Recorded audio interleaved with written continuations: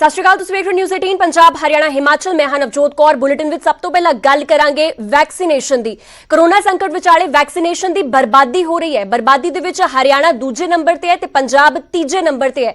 ਇਸ ਦੇ ਨਾਲ ਤਮਿਲਨਾਡੂ ਦੇ ਵਿੱਚ ਵੈਕਸੀਨ ਦੀ ਸਭ ਤੋਂ ਵੱਧ ਬਰਬਾਦੀ ਹੋ ਰਹੀ ਹੈ।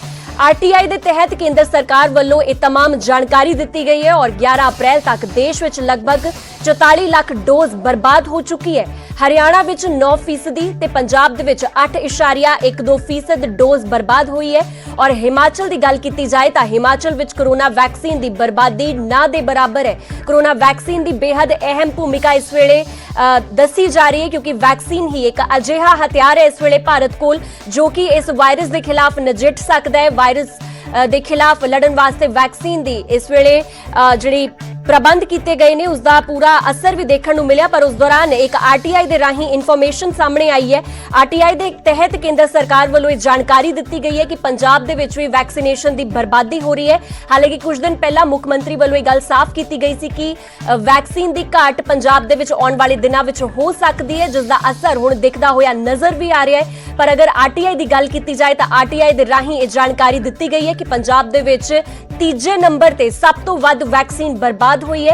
और इस दे नाल अगर हरियाणा की गल की जाए तो हरियाणा दूजे नंबर ते अजिहा सूबा है जिस दे विच सब तो वध वैक्सीन की बर्बादी हुई है। और अगर तमिलनाडु की गल की जाए तो तमिलनाडु विच पूरे देश में सब तो वध वैक्सीन बर्बाद की गई है।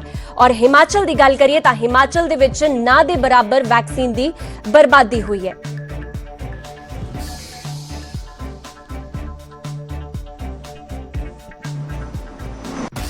एक्चुअली शुरू से जो गवर्नमेंट की स्ट्रिक्ट गाइडलाइन सी भी हेल्थ केयर वर्कर्स ते फ्रंट लाइन वर्कर्स ਨੂੰ ਹੀ ਵੈਕਸੀਨ ਦੇਣੀ ਹੈ, ਉਹ ਵੀ ਸਪੈਸੀਫਾਈਡ ਸੀ ਵੀ ਇਸੇ ਨੇ ਇਹਨਾਂ ਨੂੰ ਹੀ ਦੇਣੀ ਹੈ। ਲਿਸਟ ਉੱਪਰੋਂ ਬਣ ਕੇ ਆਈ ਸੀ ਤੇ ਉਹਦਾ ਵੈਕਸੀਨ ਦੀ ਡੋਜ਼ ਵਾਜ਼ ਇਨ 20 ਡੋਜ਼ਸ ਪਰ ਵਾਇਲ ਜੀ। ਉਦੋਂ ਸਾਨੂੰ ਕਾਫੀ ਪ੍ਰੋਬਲਮ ਆਈ ਕਿਉਂਕਿ 20 ਲੋਕ ਪੂਰੇ ਨਹੀਂ ਹੁੰਦੇ ਸੀ। ਕੁਝ ਵੈਕਸੀਨ ਦੀ ਹੈਜ਼ਿਟੇਸ਼ਨ ਬਹੁਤ ਸੀ ਜੀ ਤੇ ਥੋੜੀ ਬਹੁਤ ਉਹ ਵੇਸਟੇਜ ਹੋਈ। बट जो मोहाली दी है that was with in permissible limit. जितनी भी गवर्नमेंट वाले परमिशन है भी इनकी वैक्सीन वेस्ट हो सकती है, that was with in that limit.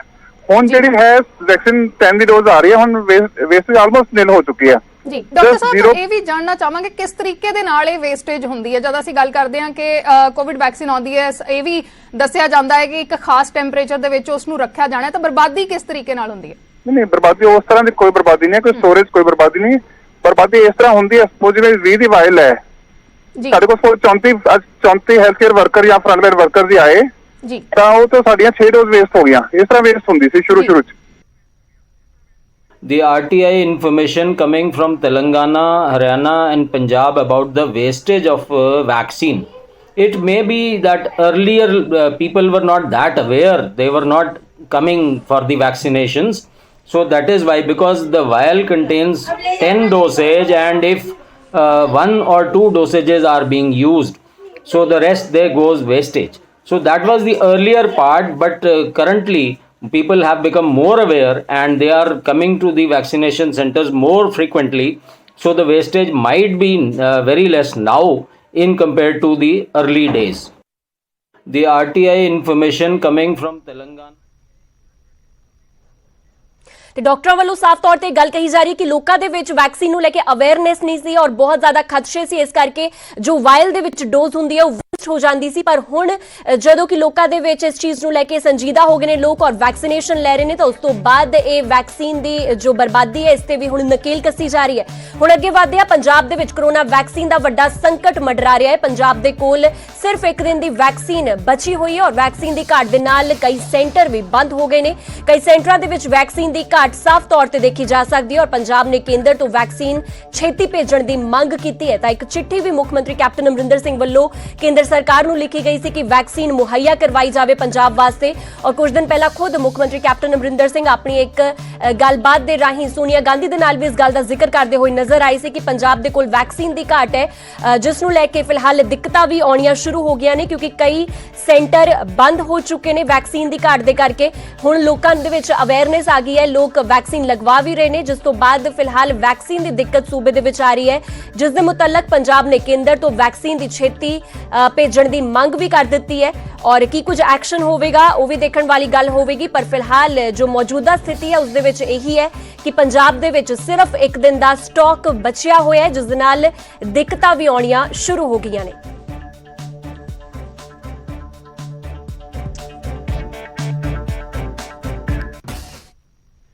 उधर कोरोना वायरस का ग्राफ एक बार फिर तो वधना शुरू हो गया है और कोरोना केसेस पीक वाल वध रहे ने, जिस नूं लैके पाबंदियां दा दौर भी जारी है।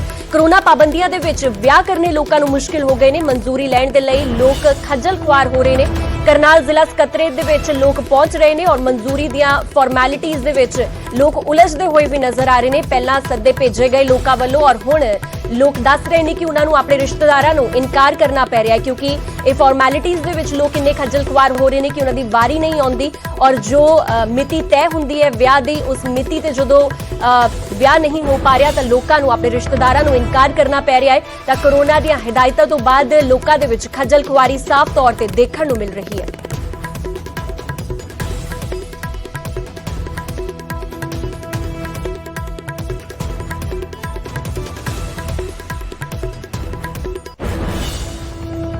ਹੁਣ ਅੱਗੇ ਵਧਦੇ ਚੰਡੀਗੜ੍ਹ ਤੇ ਮੋਹਾਲੀ ਦੇ ਵਿੱਚ ਇੱਕ ਦਿਨ ਦਾ ਲੋਕਡਾਊਨ ਦਾ ਐਲਾਨ ਕੀਤਾ ਗਿਆ ਸੀ। ਲੋਕਡਾਊਨ ਦੇ ਵਿੱਚ ਪੁਲਿਸ ਸਖਤੀ ਵੀ ਵਰਤ ਰਹੀ ਹੈ ਔਰ ਬਿਨਾਂ ਕੰਮ ਤੋਂ ਜੋ ਲੋਕ ਬਾਹਰ ਆ ਰਹੇ ਨੇ ਉਹਨਾਂ ਦੇ ਚਲਾਨ ਕੱਟੇ ਜਾ ਰਹੇ ਨੇ। ਸਿਰਫ ਜ਼ਰੂਰੀ ਸੇਵਾਵਾਂ ਦੇ ਨਾਲ ਜੁੜੇ ਲੋਕਾਂ ਨੂੰ ਛੋਟ ਦਿੱਤੀ ਗਈ ਹੈ। ਰਾਮਨੌਮੀ ਕਰਕੇ ਇਹ ਲੋਕਡਾਊਨ ਦਾ ਫੈਸਲਾ ਲਿਆ ਗਿਆ ਸੀ ਔਰ ਪੰਚਕੂਲਾ ਵਿੱਚ ਆਮ ਵਾਂਗ ਆਵਾਜਾਈ ਜਾਰੀ ਰਹੇਗੀ। ਤਾਂ ਪਹਿਲਾਂ ਖਬਰਾਂ ਆ ਰਹੀਆਂ ਸੀ ਕਿ ਪੂਰੀ ਟਰਾਈ ਸਿਟੀ ਯਾਨੀ ਕਿ ਪੰਚਕੂਲਾ, ਚੰਡੀਗੜ੍ਹ ਔਰ ਮੋਹਾਲੀ ਦੇ ਵਿੱਚ ਲੋਕਡਾਊਨ ਹੋਵੇਗਾ, ਪਰ ਅਜਿਹਾ ਬਿਲਕੁਲ ਵੀ ਨਹੀਂ ਹੈ ਕਿਉਂਕਿ ਪੰਚਕੂਲਾ ਦੇ ਵਿੱਚ ਕੋਈ ਆਵਾਜਾਈ ਪ੍ਰਭਾਵਿਤ ਨਹੀਂ ਹੋਈ ਹੈ। ਪੰਚਕੂਲਾ ਦੇ ਵਿੱਚ ਆਮ वांग ही आवाजाही चल रही है, लोग उस तरह ही बाहर निकल रहे हैं, किसी तरह की कोई पाबंदी पंचकुला दे विच देखण नूं नहीं मिल रही। पर अगर मोहाली और चंडीगढ़ की गल की जाए तो चंडीगढ़ दे विच लॉकडाउन का असर देखण नूं मिल रहा है क्योंकि वख-वख थावां ते पुलिस वालों नाकेबंदी भी की गई है और जिथे भी लोग बिना किसी काम तो बाहर निकल रहे हैं तो उन्हां दे चालान भी कट्टे जा रहे हैं। कोविड-19 के मामलों को देखते हुए प्रशासन की तरफ से, सरकार की तरफ से लगातार कोशिशें जारी हैं कि इसको किस तरह से घटाया जाए। लॉकडाउन लगाया गया है, अगर हम बात करें चंडीगढ़ मोहाली की तो लॉकडाउन जो है वो लगाया गया है आज के दिन। बॉर्डर्स एरिया पे हम खड़े हैं, तस्वीरें दिखाने की कोशिश करते हैं कि किस तरह के हालात हैं, क्योंकि अभी भी कई लोग ऐसे हैं जो घरों से निकले हैं। हालांकि कई रियायतें जो है वो दी गई हैं, चाहे वो एसेंशियल कमोडिटीज़ की हो या मेडिकल शॉप्स की हो या किसी को वैलिड रीज़न है मेडिकल के लिए जाना है उसको लिए रियायतें दी गई हैं। बॉर्डर्स एरिया पे हम खड़े हैं, चंडीगढ़ और मोहाली के बॉर्डर एरिया पे खड़े हैं। हालांकि देख सकते हैं आप लंबी लंबी कतारें हैं, ये वही लोग हैं जो बॉर्डर्स एरिया से निकलने की कोशिश कर रहे हैं, लेकिन पुलिस यहाँ पर उनसे पूछताछ करती नजर आ रही है। अगर किसी के पास वैलिड रीजन है तभी वो इंटर हो सकेगा मोहाली में। हालांकि चंडीगढ़ पुलिस की तरफ से दूसरी साइड नाका लगाया गया है, किसी को भी बिना वैलिड रीजन के यहाँ से इंटर नहीं होने दिया जा रहा। कारण यही है कि जिस तरह से जो ग्राफ कोरोना का बढ़ता जा रहा है उसको लेकर काफ़ी सख्ती जो है वो की गई है, स्ट्रिक्टनेस करने की बात की गई है। पुलिस की तरफ से लगातार लोगों को बार बार अवेयर किया जा रहा है। हालांकि चालान भी काटे जा रहे हैं, अगर कोई यहाँ पर विदाउट वैलिड रीजन जो है वो जाता है तो उसके खिलाफ चालान भी काटे जा रहे हैं।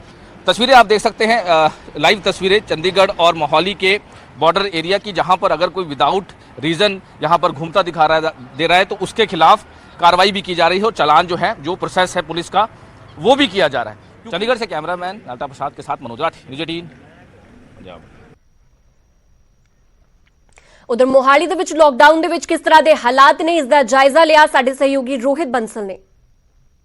ਅੱਜ ਰਾਮਨੌਮੀ ਦੇ ਮੌਕੇ ਤੇ ਮੋਹਾਲੀ ਔਰ ਚੰਡੀਗੜ੍ਹ ਦੇ ਵਿੱਚ ਸਰਕਾਰਾਂ ਵੱਲੋਂ ਲੋਕਡਾਊਨ ਲਗਾਇਆ ਹੋਇਆ ਹੈ। ਇਸੇ ਕਰਕੇ ਆਮ ਲੋਕਾਂ ਨੂੰ ਬਾਹਰ ਨਿਕਲਣ ਦੀ ਇਜਾਜ਼ਤ ਨਹੀਂ ਹੈ। ਕੇਵਲ ਉਹੀ ਲੋਕ ਆਵਾਜਾਈ ਕਰ ਸਕਦੇ ਨੇ ਜਿਨ੍ਹਾਂ ਨੂੰ ਕੋਈ ਜ਼ਰੂਰੀ ਕੰਮ ਹੈ ਜਾਂ ਜਿਹੜੇ ਕਿਸੇ ਜ਼ਰੂਰੀ ਕੰਮ ਲਈ ਜਾ ਰਹੇ ਨੇ। ਤਸਵੀਰਾਂ ਜ਼ਰੀਏ ਦੇਖ ਸਕਦੇ ਹੋ ਕਿ ਜਿਹੜੀ ਮੋਹਾਲੀ ਦਾ ਇਹ ਏਰੀਆ ਹੈਗਾ, ਮੋਹਾਲੀ ਦੇ 7 ਫੇਸ ਦੇ ਬਾਹਰ ਜਿਹੜਾ ਪੁਲਿਸ ਸਟੇਸ਼ਨ ਹੈਗਾ ਉੱਥੋਂ ਦਾ ਏਰੀਆ ਤੁਸੀਂ ਦੇਖ ਸਕਦੇ ਹੋ ਔਰ ਜਿਹੜੀ ਪੁਲਿਸ ਮੁਲਾਜ਼ਮ ਹੈ ਉਹਨਾਂ ਵੱਲੋਂ ਜਿਹੜੇ तमाम ਲੋਕ ਹੈ ਉਹਨਾਂ ਦੀ ਚੈਕਿੰਗ ਕੀਤੀ ਜਾ ਰਹੀ ਹੈ, ਪੁੱਛਗਿੱਛ ਕੀਤੀ ਜਾ ਰਹੀ ਹੈ ਔਰ ਜੇਕਰ ਕਿਸੇ ਵਿਅਕਤੀ ਦਾ ਕੋਈ ਵੈਲਿਡ ਰੀਜ਼ਨ ਨਜ਼ਰ ਨਹੀਂ ਆਉਂਦਾ ਤਾਂ ਉਸ ਦੇ ਮੌਕੇ ਤੇ ਚਲਾਨ ਵੀ ਕੱਟੇ ਜਾ ਰਹੇ ਨੇ। ਔਰ ਦੂਜੇ ਪਾਸੇ ਦੀਆਂ ਜੇਕਰ ਮੈਂ ਤੁਹਾਨੂੰ ਤਸਵੀਰਾਂ ਦਿਖਾ ਦੇਵਾਂ ਤਾਂ ਤੁਸੀਂ ਦੇਖੋਗੇ ਕਿ ਬਿਲਕੁਲ ਰੋਡ ਦੇ ਜਿਹੜੀ ਨਾਲ ਲੱਗਦਾ ਹੈਗਾ ਉਹ ਮਾਰਕੀਟ ਦਾ ਏਰੀਆ ਔਰ ਜਿਹੜੀ ਮਾਰਕੀਟ ਹੈ, ਮਾਰਕੀਟ ਵੀ ਪੂਰੀ ਤਰ੍ਹਾਂ ਜਿਹੜੀ ਬੰਦ ਹੈਗੀ ਉਹ ਨਜ਼ਰ ਆ ਰਹੀ ਹੈ। ਕੋਈ ਵੀ ਦੁਕਾਨ ਜਾਂ ਕਿਸੇ ਵੀ ਤਰ੍ਹਾਂ ਦਾ कोई मॉल ਜਾਂ ਕੋਈ ਵੀ ਹੋਰ ਫੈਸਿਲਿਟੀ ਹੈ ਜਿਹੜੀ ਉਹ ਨਹੀਂ ਖੁੱਲੀ। ਕੇਵਲ ATM ਔਰ ਜੇਕਰ ਜ਼ਰੂਰੀ ਕੋਈ ਮੈਡੀਕਲ ਸੇਵਾਵਾਂ ਨੇ ਕੇਵਲ ਉਹੀ ਖੁੱਲਾ ਹੋਇਆ। ਉਸ ਤੋਂ ਇਲਾਵਾ ਤੁਸੀਂ ਬਾਕੀ ਜਿਹੜੀ ਪੂਰੀ ਮਾਰਕੀਟ ਦੇਖ ਸਕਦੇ ਹੋ ਕਿ ਪੂਰੀ ਤਰ੍ਹਾਂ ਬੰਦ ਕੀਤੀ ਹੋਈ ਹੈ ਔਰ ਉਸ ਦੇ ਬਿਲਕੁਲ ਸਾਹਮਣੇ ਜਿਹੜਾ ਤੁਸੀਂ ਤਸਵੀਰਾਂ ਦੇਖ ਰਹੇ ਹੋ ਕਿ ਜਿਹੜੀ ਚੈਕਿੰਗ ਹੈਗੀ ਉਹ ਪੁਲਿਸ ਮੁਲਾਜ਼ਮਾਂ ਵੱਲੋਂ ਕੀਤੀ ਜਾ ਰਹੀ ਹੈ ਔਰ ਜੇਕਰ ਕਿਸੇ ਕੋਲੇ ਕੋਈ ਵੈਲਿਡ ਰੀਜ਼ਨ ਨਹੀਂ ਪਾਇਆ ਜਾਂਦਾ ਤਾਂ ਉਸ ਦੇ ਨਾਲ ਦੀ ਨਾਲ ਚਲਾਨ ਵੀ ਕੱਟੇ ਜਾ ਰਹੇ ਨੇ। ਜੇਕਰ ਕੋਈ ਵਿਅਕਤੀ ਜ਼ਰੂਰੀ ਕਿਸੇ ਕੰਮ ਦੇ ਲਈ ਜਾ ਰਿਹਾ ਤਾਂ ਕੇਵਲ ਉਸੇ ਨੂੰ ਅੱਗੇ ਜਾਣ ਦੀ ਆਗਿਆ ਦਿੱਤੀ ਜਾ ਰਹੀ ਹੈ। ਆਮ ਕਿਸੇ ਵੀ ਵਿਅਕਤੀ ਨੂੰ ਅੱਗੇ ਜਾਣ ਦੀ ਜਿਹੜੀ ਪਰਮਿਸ਼ਨ ਹੈ ਉਹ ਨਹੀਂ ਦਿੱਤੀ ਜਾ ਰਹੀ। ਔਰ ਤਸਵੀਰਾਂ ਜਿਹੜੀਆਂ ਤੁਸੀਂ ਦੇਖ ਸਕਦੇ ਹੋ ਕਿ ਕਿਸ ਤਰ੍ਹਾਂ ਜਿਹੜੀ ਮੋਹਾਲੀ ਦਾ ਇਹ ਰੋਡ ਹੈਗਾ, ਜਿਹੜਾ ਮੇਨ ਰੋਡ ਅਸੀਂ ਇਹਨੂੰ ਕਹਿੰਦੇ ਹਾਂ ਮੋਹਾਲੀ ਦਾ, ਜਿਸ ਦੇ ਉੱਤੇ 3B2 ਦੀ ਮਾਰਕੀਟ ਹੈ, 7 ਫੇਜ਼ ਦੀ ਮਾਰਕੀਟ ਹੈ, 5 ਫੇਜ਼ ਦੀ ਮਾਰਕੀਟ ਹੈ, ਇਸੇ ਰੋਡ ਦੇ ਉੱਪਰ ਪੈਂਦੀ ਹੈ ਔਰ ਇਹ ਰੋਡ ਨੂੰ ਪੂਰੀ ਤਰ੍ਹਾਂ ਬਲੌਕ ਕਰ ਦਿੱਤਾ ਗਿਆ ਤਾਂ ਕਿ ਕੋਈ ਵੀ ਵਿਅਕਤੀ ਜਿਹੜਾ ਇੱਥੇ ਆਵਾਜਾਈ ਨਾ ਕਰ ਸਕੇ, ਕਿਉਂਕਿ ਮੋਹਾਲੀ ਪੰਜਾਬ ਦੇ ਉਹਨਾਂ 2 ਜ਼ਿਲ੍ਹਿਆਂ ਵਿੱਚੋਂ ਹੈ ਜਿਹੜੇ ਸਭ ਤੋਂ ਜ਼ਿਆਦਾ ਕੋਵਿਡ ਦੇ ਕੇਸ ਆ ਰਹੇ ਨੇ। ਮੋਹਾਲੀ ਦੇ ਵਿੱਚ ਜੇਕਰ ਕੱਲ ਦੀ ਗੱਲ ਕਰੀਏ ਤਾਂ ਕਰੀਬ 698 ਕੇਸ, ਜਿਹੜੇ 700 ਦੇ ਕਰੀਬ ਕੇਸ ਅਸੀਂ ਕਹਿ ਸਕਦੇ ਹਾਂ ਆਏ ਔਰ ਲੁਧਿਆਣਾ ਤੋਂ ਬਾਅਦ ਮੋਹਾਲੀ ਦੂਜਾ ਜ਼ਿਲ੍ਹਾ ਜਿੱਥੇ ਪੰਜਾਬ ਦੇ ਵਿੱਚ ਸਭ ਤੋਂ ਜ਼ਿਆਦਾ ਕੇਸ ਆਏ ਨੇ। ਸੋ ਇਸੇ ਚੀਜ਼ ਨੂੰ ਦੇਖਦੇ ਹੋਏ, ਕਿਉਂਕਿ ਰਾਮਨੌਮੀ ਦੇ ਮੌਕੇ ਲੋਕ ਅਕਸਰ ਸ਼ਾਪਿੰਗ ਕਰਨ ਦੇ ਲਈ ਜਾਂ ਬਾਜ਼ਾਰਾਂ ਦੇ ਵਿੱਚ ਨਿਕਲਦੇ ਨੇ ਕਿਉਂਕਿ ਸਰਕਾਰੀ ਛੁੱਟੀ ਹੁੰਦੀ ਹੈ, ਤਾਂ ਇਸ ਚੀਜ਼ ਨੂੰ ਭੀੜ ਨੂੰ ਰੋਕਣ ਦੇ ਲਈ ਕਿਤੇ ਨਾ ਕਿਤੇ ਸਰਕਾਰ ਵੱਲੋਂ ਇਹ ਕਦਮ ਚੁੱਕੇ ਗਏ ਨੇ ਔਰ ਲੋਕਾਂ ਨੂੰ ਵੀ ਨਾਲ ਦੀ ਨਾਲ ਅਵੇਅਰ ਕੀਤਾ ਜਾ ਰਿਹਾ ਕਿ ਤੁਸੀਂ ਅੱਜ ਦੇ ਦਿਨ ਲਈ ਬਾਹਰ ਨਾ ਨਿਕਲੋ ਕਿਉਂਕਿ ਲੋਕਡਾਊਨ ਪੰਜਾਬ ਦੇ ਜਿਹੜਾ ਮੋਹਾਲੀ ਜ਼ਿਲ੍ਹਾ ਉੱਥੇ ਲੱਗਿਆ ਹੋਇਆ। ਕੈਮਰਾਮੈਨ ਰਜਿੰਦਰ ਦੇ ਨਾਲ ਰੋਹਿਤ ਬੰਸਲ, ਪੱਕਾ ਨਿਊਜ਼ 18 ਪੰਜਾਬ, ਮੋਹਾਲੀ। ਹੁਣ ਗੱਲ ਕਰਾਂਗੇ ਕਿਸਾਨ ਅੰਦੋਲਨ ਦੀ। ਦਿੱਲੀ ਬਾਰਡਰ ਤੇ ਕਿਸਾਨਾਂ ਦੀ ਗਿਣਤੀ ਵਧਣੀ ਸ਼ੁਰੂ ਹੋ ਗਈ ਹੈ। ਟਿਕਰੀ ਬਾਰਡਰ ਤੇ ਕਿਸਾਨਾਂ ਦੇ ਕਾਫਲੇ ਪਹੁੰਚਣੇ ਸ਼ੁਰੂ ਹੋ ਗਏ ਨੇ ਔਰ BKU ਉਗਰਾਹਾਂ ਧੜੇ ਦੇ ਕਿਸਾਨ ਪਹੁੰਚੇ ਨੇ ਟਿਕਰੀ ਬਾਰਡਰ। ਗਦਰ ਪਾਰਟੀ ਦਾ ਸਥਾਪਨਾ ਦਿਹਾੜਾ ਮਨਾਉਣ ਵਾਸਤੇ ਕਿਸਾਨ ਪਹੁੰਚ ਰਹੇ ਨੇ। ਇਸ ਤੋਂ ਪਹਿਲਾਂ ਸੰਯੁਕਤ ਕਿਸਾਨ ਮੋਰਚੇ ਨੇ 24 ਅਪ੍ਰੈਲ ਨੂੰ ਮੁੜ ਦਿੱਲੀ ਚੱਲੋ ਦਾ ਨਾਰਾ ਵੀ ਦਿੱਤਾ ਹੈ। ਤਾਂ ਕੱਟ ਹੋਣੇ ਇੱਕ ਵਾਰ ਫਿਰ ਤੋਂ ਸ਼ੁਰੂ ਹੋ ਗਏ ਨੇ ਔਰ ਟਿਕਰੀ ਬਾਰਡਰ ਤੇ ਵੱਡੇ ਕਾਫਲੇ ਕਿਸਾਨਾਂ ਦੇ ਪਹੁੰਚਣੇ ਸ਼ੁਰੂ ਹੋ ਗਏ ਨੇ।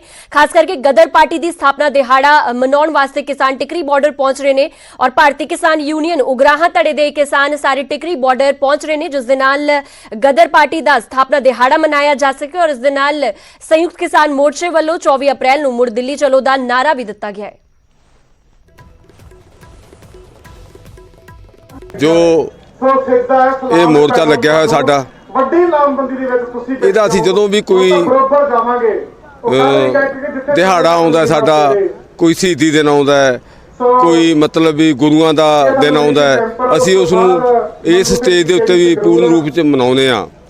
ਜੋ 21 ਅਪ੍ਰੈਲ ਨੂੰ ਆ ਰਿਹਾ ਹੈ ਆਪਣਾ ਗਦਰ ਪਾਰਟੀ ਦੀ ਸਥਾਪਨਾ ਹੋਈ ਸੀ, ਉਸ ਨੂੰ ਅਸੀਂ ਇਹ ਸੰਘਰਸ਼ ਦੇ ਰੂਪ ਵਿੱਚ ਮਨਾ ਕੇ ਅਸੀਂ ਦੱਸ ਰਹੇ ਹਾਂ ਵੀ ਜਿਵੇਂ ਗਦਰ ਪਾਰਟੀ ਨੇ ਅੰਗਰੇਜ਼ਾਂ ਨੂੰ ਇਸ ਭਾਰਤ ਚੋਂ ਕੱਢਣ ਦੀ ਲਹਿਰ ਸੀਗੀ, ਉਸੇ ਤਰ੍ਹਾਂ ਅਸੀਂ ਹੁਣ ਇਹ ਕਾਲੇ ਕਾਨੂੰਨਾਂ ਨੂੰ ਵਾਪਸ ਕਰਾਉਣ ਦੀ ਖਾਤਰ ਮੋਦੀ ਸਰਕਾਰ ਦੇ ਖਿਲਾਫ ਇਹ ਲਹਿਰ ਦੁਬਾਰੇ ਅਸੀਂ ਵੱਡੀ ਤਾਦਾਦ ਦੇ ਵਿੱਚ 21 ਤਰੀਕ ਨੂੰ ਜੋ ਇਹ ਪਕੌੜਾ ਚੌਂਕ ਬੀਬੀ ਗਦਰੀ ਗੁਲਾਬ ਕੌਰ ਦੀ ਸਟੇਜ ਹੈ, ਇੱਥੇ ਵੱਡਾ ਇਕੱਠ ਕਰ ਰਹੇ ਹਾਂ ਅਸੀਂ।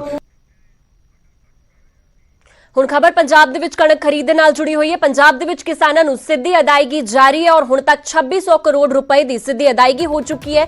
ਫੂਡ ਸਪਲਾਈ ਮੰਤਰੀ ਭਾਰਤ ਭੂਸ਼ਣ ਆਸ਼ੂ ਨੇ ਇਸ ਮੁਤਲਕ ਜਾਣਕਾਰੀ ਦਿੱਤੀ ਹੈ ਔਰ ਕੱਲ ਇੱਕ ਦਿਨ ਵਿੱਚ 1500 ਕਰੋੜ ਰੁਪਏ ਟ੍ਰਾਂਸਫਰ ਕੀਤੇ ਗਏ ਸੀ। ਕਿਸਾਨਾਂ ਦੇ ਡਾਇਰੈਕਟ ਖਾਤਿਆਂ ਦੇ ਵਿੱਚ ਇਹ ਰਕਮ ਟ੍ਰਾਂਸਫਰ ਕੀਤੀ ਗਈ ਹੈ ਔਰ ਮੰਡੀਆਂ ਦੇ ਵਿੱਚ ਹੁਣ ਤੱਕ 54 ਲੱਖ ਮੈਟ੍ਰਿਕ ਟਨ ਕਣਕ ਦੀ ਆਮਦ ਹੋ ਚੁੱਕੀ ਹੈ।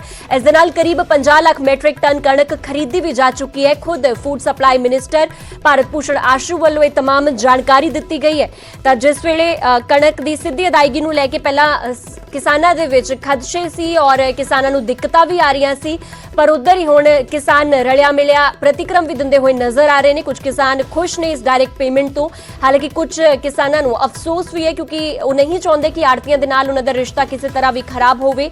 ਪਰ ਫੂਡ ਸਪਲਾਈ ਮੰਤਰੀ ਭਾਰਤ ਭੂਸ਼ਣ ਆਸ਼ੂ ਵੱਲੋਂ ਇਹ ਜਾਣਕਾਰੀ ਦਿੱਤੀ ਗਈ ਹੈ ਕਿ ਕੱਲ ਇੱਕ ਦਿਨ ਵਿੱਚ 1500 ਕਰੋੜ ਰੁਪਏ ਡਾਇਰੈਕਟ ਕਿਸਾਨਾਂ ਦੇ ਖਾਤਿਆਂ ਵਿੱਚ ਟ੍ਰਾਂਸਫਰ ਕੀਤੇ ਗਏ ਨੇ।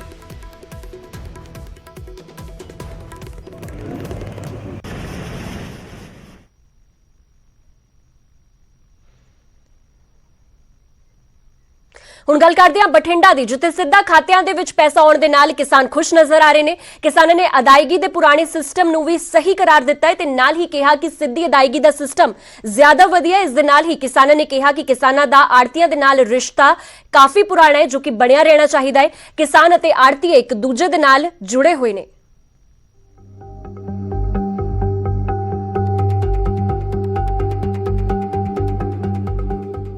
ਕਈ ਸ਼ੰਕਿਆ ਤੇ ਸਵਾਲਾਂ ਦੇ ਨਾਲ ਸ਼ੁਰੂ ਹੋਈ ਸਿੱਧੀ ਖਰੀਦ ਹੁਣ ਕਿਸਾਨਾਂ ਦੀ ਜ਼ਿੰਦਗੀ ਦੇ ਵਿੱਚ ਬਦਲਾਅ ਲਿਆਉਣ ਲੱਗੀ ਹੈ। ਖਾਤੇ ਦੇ ਵਿੱਚ ਫਸਲ ਦੀ ਪੂਰੀ ਰਕਮ ਸਿੱਧੀ ਪਹੁੰਚ ਰਹੀ ਹੈ। ਇਸ ਲਈ ਹੁਣ ਹੌਲੀ-ਹੌਲੀ ਕਿਸਾਨਾਂ ਨੂੰ ਇਹ ਨਵਾਂ ਸਿਸਟਮ ਰਾਸ ਹੋਣ ਲੱਗਿਆ ਹੈ। ਬਠਿੰਡਾ ਦੀ ਮੰਡੀ ਦੇ ਵਿੱਚ ਫਸਲ ਲੈ ਕੇ ਪਹੁੰਚੇ ਤੋਤਾ ਸਿੰਘ ਤੋਂ ਸੁਣੋ ਨਵੇਂ ਸਿਸਟਮ ਦੇ ਨਾਲ ਕਿੰਨੀ ਸਹੂਲੀਅਤ ਮਿਲੀ ਹੈ। ਪੇਮੈਂਟ ਹੋ ਗਈ ਬਾਕੀ ਉਦੋਂ ਬਾਅਦ ਫਿਰ ਤਨ ਕਿ ਲੈ ਲਏ ਪੇਮੈਂਟ ਸਿੱਧੀ ਖਾਤੇ 'ਚ ਆ ਗਈ ਸੀ, ਨਾਲ ਦੀ ਨਾਲ ਆ ਗਈ ਸੀ ਫਿਰ ਪੇਮੈਂਟ ਦਾ ਨਾਲ ਦੀ ਨਾਲ ਖਾਤੇ 'ਚ ਅਸੀਂ ਮਤਲਬ ਕਿ ਉਹਨਾਂ ਨੂੰ ਆਧਾਰ ਕਾਰਡ ਤੇ ਆਪਣੀ ਬੈਂਕ ਦੀ ਕਾਪੀ ਦੀ ਫੋਟੋ ਉਹ ਦਿੱਤਾ ਸੀ ਚੈੱਕ ਉਹਦੇ ਬਾਅਦ। ਸੰਗਰੂਰ ਦੇ ਦਰਸ਼ਨ ਸਿੰਘ ਵੀ ਉਹਨਾਂ ਕਿਸਾਨਾਂ ਦੇ ਵਿੱਚ ਸ਼ਾਮਲ ਨੇ ਜਿਨ੍ਹਾਂ ਦੇ ਖਾਤੇ ਦੇ ਵਿੱਚ ਸਿੱਧੀ ਪੇਮੈਂਟ ਪਹੁੰਚ ਚੁੱਕੀ ਹੈ। ਮੈਂ 15 ਤਰੀਕ ਨੂੰ 12 ਵਾਲੇ ਦਿਨ ਕਣਕ ਲੈ ਕੇ ਆਇਆ ਸੀ।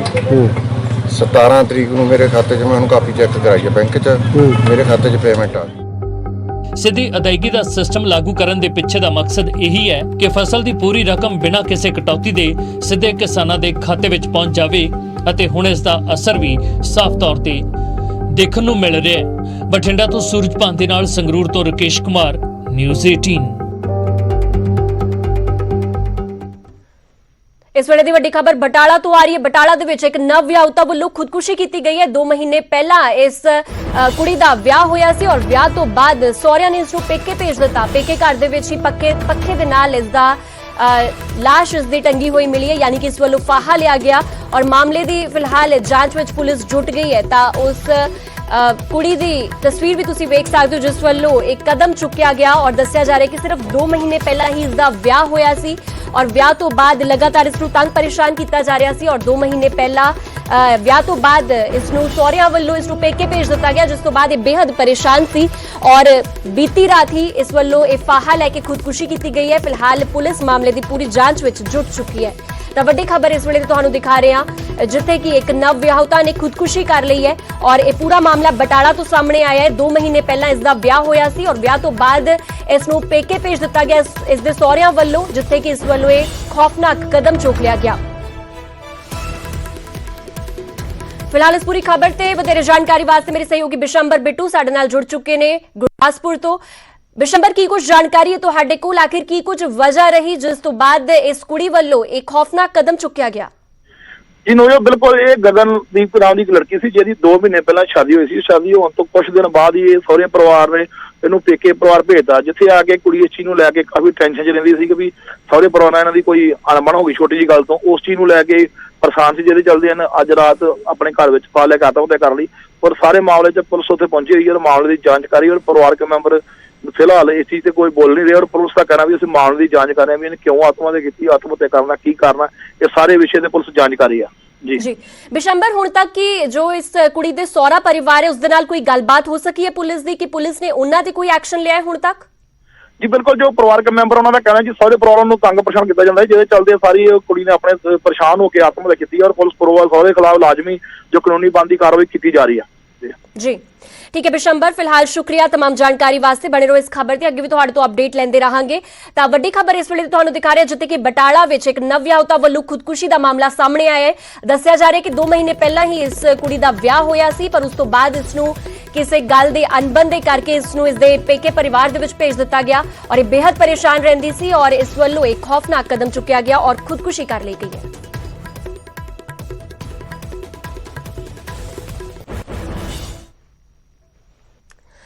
ਹੁਣ ਗੱਲ ਕਰਾਂਗੇ ਕੈਪਟਨ ਸਰਕਾਰ ਵੱਲੋਂ ਜੋ ਮਿਡ ਡੇ ਮੀਲ ਵਰਕਰਾਂ ਨੂੰ ਤੋਹਫਾ ਦਿੱਤਾ ਗਿਆ। ਪੰਜਾਬ ਦੇ ਵਿੱਚ ਮਿਡ ਡੇ ਮੀਲ ਵਰਕਰਾਂ ਨੂੰ ਤੋਹਫਾ ਮਿਲਿਆ ਹੈ ਔਰ ਤਨਖਾਹ ਦੇ ਵਿੱਚ 500 ਰੁਪਏ ਦੇ ਵਾਧੇ ਦਾ ਐਲਾਨ ਕੀਤਾ ਗਿਆ ਹੈ।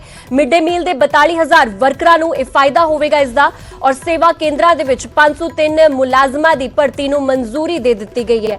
ਤਾਂ ਵੱਡੀ ਖਬਰ ਇਸ ਵੇਲੇ ਦਿਖਾ ਰਹੇ ਤੁਹਾਨੂੰ ਜਿੱਥੇ ਕਿ ਸ਼ਿਕਾਇਤਾਂ ਦੇ ਨਿਪਟਾਰੇ ਦੇ ਲਈ ਇੱਕ ਕਾਲ ਸੈਂਟਰ ਵੀ ਬਣਾਇਆ ਜਾਵੇਗਾ ਔਰ ਇਸ ਦੇ ਨਾਲ ਇੱਕ ਨੰਬਰ ਵਾਲਾ ਕਾਲ ਸੈਂਟਰ ਹੋਵੇਗਾ, ਇੱਕ ਖੇਰੇ ਨੰਬਰ ਵਾਲਾ ਕਾਲ ਸੈਂਟਰ ਹੋਵੇਗਾ। ਤਾਂ ਪੰਜਾਬ ਦੇ ਵਿੱਚ ਮਿਡ ਡੇ ਮੀਲ ਵਰਕਰਾਂ ਨੂੰ ਇਹ ਤੋਹਫਾ ਦਿੱਤਾ ਗਿਆ ਹੈ ਔਰ ਤਨਖਾਹ ਵਿੱਚ 500 ਰੁਪਏ ਦੇ ਵਾਧੇ ਦਾ ਐਲਾਨ ਪੰਜਾਬ ਸਰਕਾਰ ਵੱਲੋਂ ਕੀਤਾ ਗਿਆ। ਇਸ ਦੇ ਨਾਲ ਮਿਡ ਡੇ ਮੀਲ ਦੇ 42000 ਵਰਕਰਾਂ ਨੂੰ ਇਸ ਦਾ ਫਾਇਦਾ ਵੀ ਹੋਵੇਗਾ ਔਰ ਨਾਲ ਸੇਵਾ ਕੇਂਦਰਾਂ ਦੇ ਵਿੱਚ 503 ਮੁਲਾਜ਼ਮਾਂ ਦੀ ਭਰਤੀ ਨੂੰ ਮਨਜ਼ੂਰੀ ਦੇ ਦਿੱਤੀ ਗਈ ਹੈ।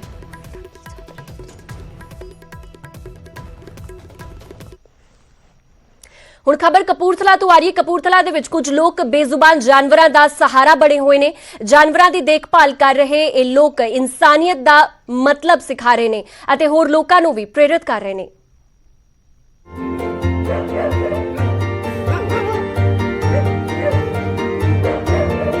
ਸੜਕਾਂ ਤੇ ਘੁੰਮਦੇ ਅਵਾਰਾ ਕੁੱਤਿਆਂ ਦਾ ਵੀ ਘਰ ਹੋ ਸਕਦਾ ਹੈ ਅਤੇ ਉਹਨਾਂ ਦੀ ਸਾਂਭ ਸੰਭਾਲ ਵੀ ਪਾਲਤੂ ਤੇ ਮਹਿੰਗੇ ਕੁੱਤਿਆਂ ਦੀ ਤਰ੍ਹਾਂ ਹੋ ਸਕਦੀ ਹੈ।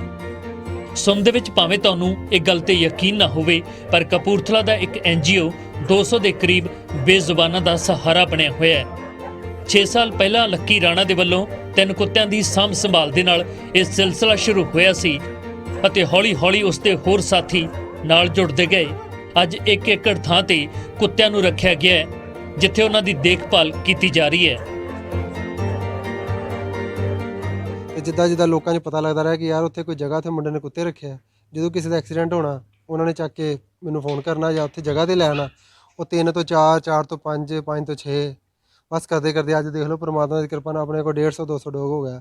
ਤੇ ਉਦੋਂ ਜਗ੍ਹਾ ਵੀ ਕਿਰਾਏ ਤੇ ਸੀਗੀ, ਅੱਜ ਸਾਨੂੰ ਜਗ੍ਹਾ ਵੀ ਕਿਸੇ ਨੇ ਡੋਨੇਸ਼ਨ 'ਚ ਦੇ ਦਿੱਤੀ ਹੈ, ਜਿਹਦੇ ਨਾਲ ਇਹਨਾਂ ਦੀ ਸਾਰੀ ਉਮਰ ਦੀ ਜਗ੍ਹਾ ਹੋ ਗਈ। ਆਪਾਂ ਨਾ ਰਹੀਏ ਦੁਨੀਆ 'ਚ, ਪਰ ਫਿਰ ਵੀ ਕਿਸੇ ਨੂੰ ਪਤਾ ਹੈਗਾ ਤੇ ਕੁੱਤਿਆਂ ਦੇ ਸ਼ੈਲਟਰ 'ਚ ਕੱਲ੍ਹ ਨੂੰ ਸੱਟ ਵੱਟ ਸੜਕ ਤੇ ਲੱਗ ਜਾਂਦੀ ਹੈ ਤੇ ਉਹ ਆਪਣੇ ਆਪ ਇੱਥੇ ਲੈ ਆਉਂਦੇ ਆ।